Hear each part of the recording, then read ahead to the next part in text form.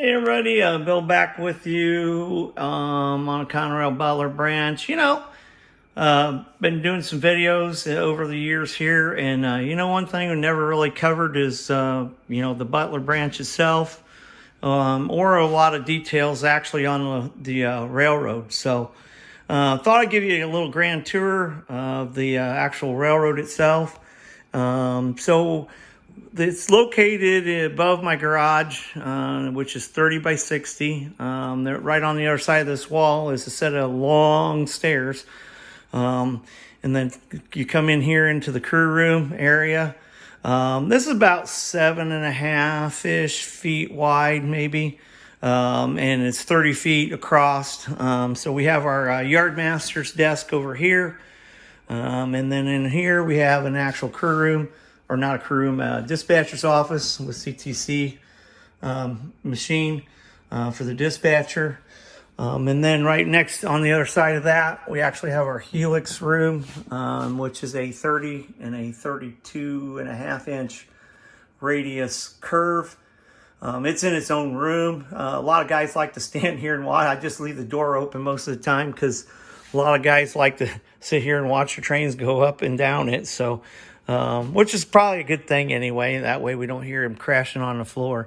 But the main railroad area is 30 by 50. The helix does extend just a little bit into it, but the vast majority of it is in a 30 by 50 foot area. We are modeling Conrail 1993, June 5th. It is point to point. And let's see what else is there. The levels are 3 feet and 5 feet. It is on 1x4 construction with OSB screwed down to it. Using Atlas code 83. Flex track with Midwest cork, Atlas, all Atlas number 6 switches towards switch machines. The control system for the railroad is Easy DCC from CVB Products. We got 8 wireless throttles. There are no tethered throttles here, so everything is wireless. We have a radio unit over here and a radio unit over there. This is a Wi-Fi. Scott came down the other day and he installed that router and a Raspberry Pi, which is located in here, and also another. I think it's a converter card, USB or something. Anyway, he hooked that all up.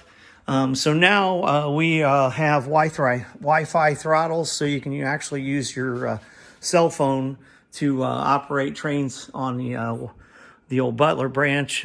We tested it yesterday with the I was running the throttle and using my phone to run trains around and stuff simultaneously. I had a throttle around my neck and my phone in my hand, and we're running 2 trains, and it worked out really well. So that gives us a little bit more of a few more options or something if something happens. Gives us another option to keep running trains. Other than that, most of I guess we kind of touch on, most of the buildings are Walther's Cornerstone or Walther's. That's a Summit structures, a few Atlases, but the vast majority of my structures are from Walther's. And a lot of them, I painted them, I repainted, or, painted them a different color, so like, here's the lumber yard right here, and I don't know if you'll be able to see them down. Here's a lumber yard. I just made this one brown, and I made that one kind of a green color. So a lot of the same structures, just repainted them just to make them look different. Like these gas stations, I got some with red roofs and some with blue roofs and some with green roofs, stuff like that. We do got a lot of DPM for the city buildings.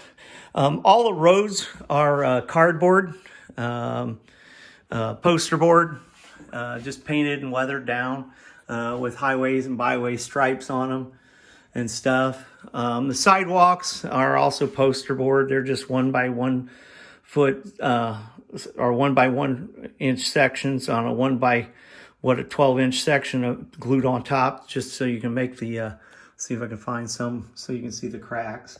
And it makes the cracks in the sidewalk, stuff like that and stuff. So everything of the roads are all cardboard. Woodland Scenics blend for the ballast, Scenic Express stuff for the grass, or for the static grass, and with some blend in there, stuff like that. Some Woodland Scenics clump foliage and stuff. So that's pretty much base scenery and that kind of stuff like that.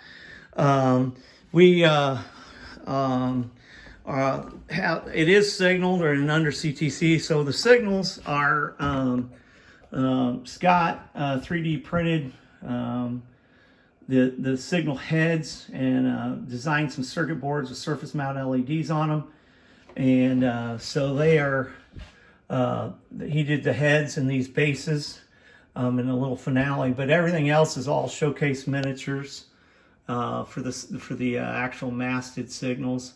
You know, so Showcase got an outstanding product, really nice product. And then if it isn't on a Showcase miniature signal mast, it's on a Bachmann signal bridge. So just painted up those, mounted the heads up on there, so on the Bachmanns. Let's see, what else is there? Oh, the actual signaling control system.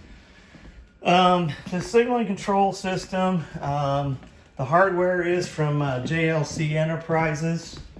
So all the circuit input output cards, the motherboard, the SUSIC down here on the end, the actual motherboard that sends the signal back and forth to the computer. That is from JLC Enterprises. The computer is right there. There are 6 of these nodes on here. This is just this node right here just does the CTC panel here on the Butler branch. The CTC panel itself is just 16 gauge steel that I bought from Menards, and hand drilled or drilled out all the holes. All the components on the actual CTC panel are you know, from the signal lever to the signal lever plates, the bezels, light bezels, the code buttons, all that stuff. Scott Schrader from JLC Enterprises, he did all he 3D printed all the stuff for the CTC panel for me. So they're all individually, you know, numbered. You got switch 51, signal 52, so on and so forth. And then I use Woodland Scenics drive transfers to you know, mark what the signals are, what the switches are, stuff like that. So right there, at the time he had AES Enterprises, and then he bought Bruce Chubb out, and I don't know, he's talking about trying to get some of this stuff on the JLC Enterprise website, but I'm not sure if he's going to yet or not. But anyways, he did all of that, and then it's just masking things off. I think I used just tape or painted white, and then put tape down and painted it black and pulled the tape off, and then again taped that off and painted this green. So that's all there is to that, and it's just in kind of a wooden case type thing on a desk. So we just mounted the inside of that. So that's the CTC panel, and the program running it is a Visual Basic 6 program from Bill Carr. He put a lot of time, work into that. Thank him for that. And he's got it working pretty flawlessly. I can't really see anything as far as the signaling system. The only other thing that we got that we can cover, I think, Conrail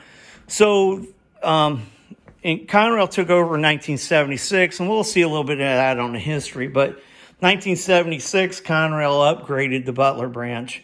So we are using phones for our system of communication, so there are no radios.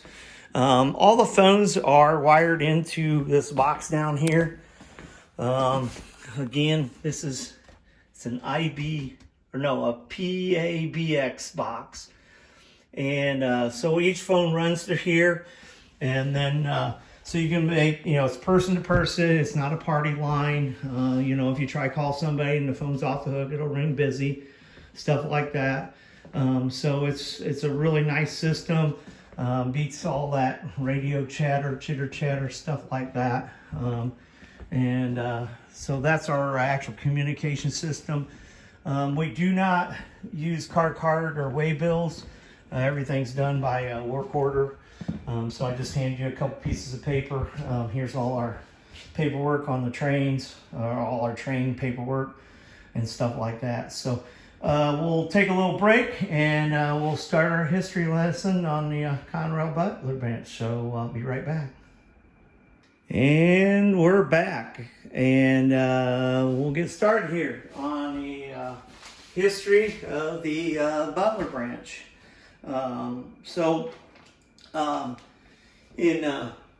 got everything listed, and I hope you can see it. You may not be able to read it on your actual cell phone here, but this is an actual history of the, it's originally started off as, we'll just call it the Eel River Railroad for safety's sake, as you can see. But I'll just run down through here and add a few little extra things on here that may not be up here. And then we'll talk a little bit back down here when we get in the red. So 1852, James and Eliza Collins from Columbia City, Indiana. Mr. Collins was a lawyer judge in Columbia City. He wanted to build a railroad. So he was working on getting people to invest and jump on board. So in 1852, it was incorporated as the Auburn Eel River Valley Railroad, and that was only in DeKalb County. And then the following year, in 1853, they got it incorporated as the Auburn Eel River Valley Railroad, and that was from the Indiana-Ohio line there at Butler down to Logansport. So in 1853, they renamed it the Logansport and Northern Indiana Railroad. The Logansport Northern Indiana Railroad, they did all the surveying and did some grading, I guess, and stuff, and in preparation to get started. So then in 1863, it was sold and reorganized as the Toledo, Logansport, and Northern Railroad. And then in 1869, it was sold and reorganized as the Detroit, Logansport, and St. Louis Railroad. And then in 1870, it was sold and reorganized as the Detroit, Eel River, and Illinois. Now, at this point in time, nothing's been done. No track's been laid. This is all just getting investors, people on board, stuff like that. So in 1870, Mr. Collins, who is now the bigwig for the DE&I, they finally get started in 1870.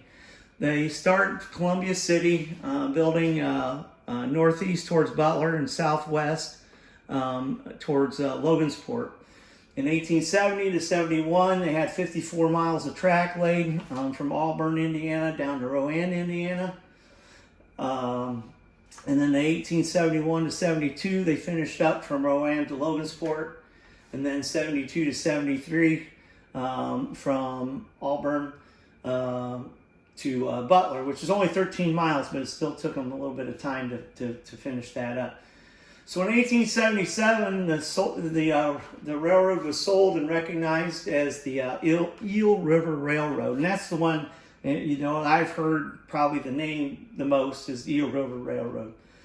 So in 1879, the Wabash, St. Louis, and Pacific, the Wabash Railroad Company, they leased the Eel River for 99 years.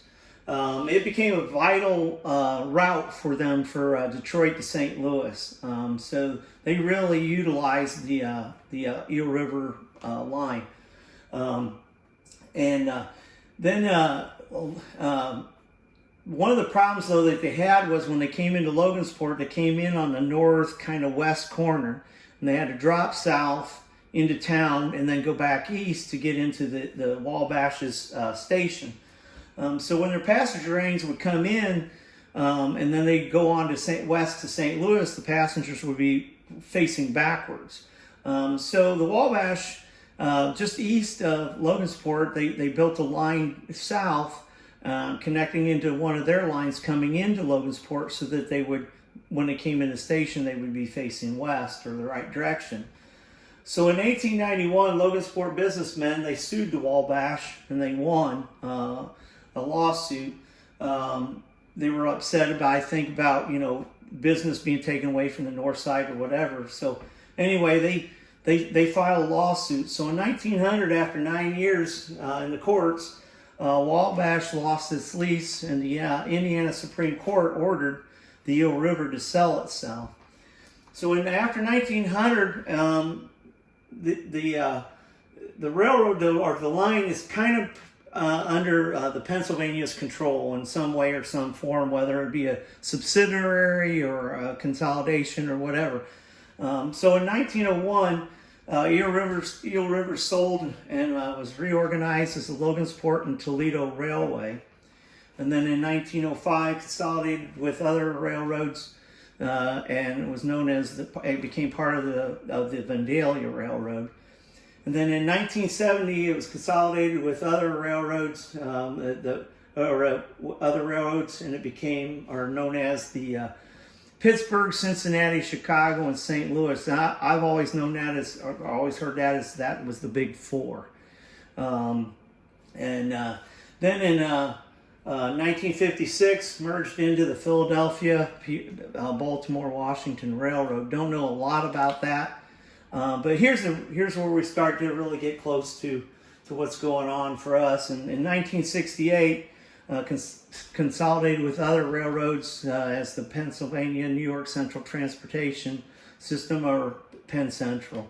So in '68, they became part of the Penn Central. The Penn Central had actually kind of started downgrading that line and stuff like that. And then in 1976, of course, the fall of the Big Seven, or the seven railroads, all being put together as Consolidated Rail Corporation, or Conrail. And like I said, we're modeling Conrail in 1993, June 5th, 1993. So our history, this is where this, and all this information, there's a gentleman, Craig Byrne. He has he spent 20 years just going through all of this history. He has a really fantastic presentation that he puts on. He's got pictures of the stations and steam engines and Penn Central switching engines and Conrail switch engine, and switching some cars when it was still being used, the Butler Ranch. But by 1977, Conrail, that was 1977 was the last time they ever ran a train across the Eel River, or the old Butler branch. So this is where our proto-freelance model railroading comes in. So 1976, and Conrail takes over, the Butler branch was upgraded. So Conrail's downgrading lines, abandoning lines. They have redundant lines. The railroad industry is being deregulated. But this is where the old Butler branch gets its rebirth, and it's upgraded. So a lot of the old equipment is being removed from other lines, is being brought over, phone systems, signaling systems, CTC machines being built. So from 1976 to 1980, the upgrade's completed. It's under CTC control out of Dearborn, Michigan. So it's all power switches, got passing sidings, stuff like that. Phone system's been installed, here in the start of '76 for train movements, things like that. So that's kind of how we got to where we're at. So from here, excuse me. But from here is where we really hit the what if type thing. But I thought I'd kind of give you a little bit of history on the actual line itself and kind of how we got to where we're at. So I hope you enjoyed it. Thanks for watching, and God bless. Have a good day.